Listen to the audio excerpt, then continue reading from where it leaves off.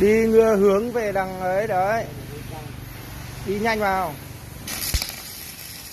Đi nhanh vào, cứ đều tay nhanh vào. Đấy, cứ đi nhanh vào.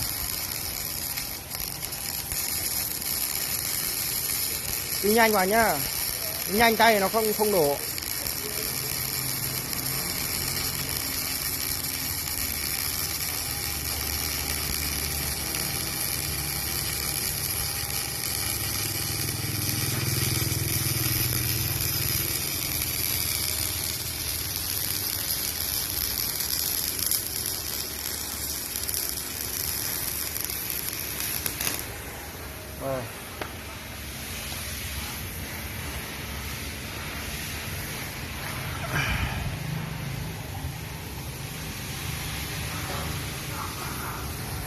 Rồi dừng video đi.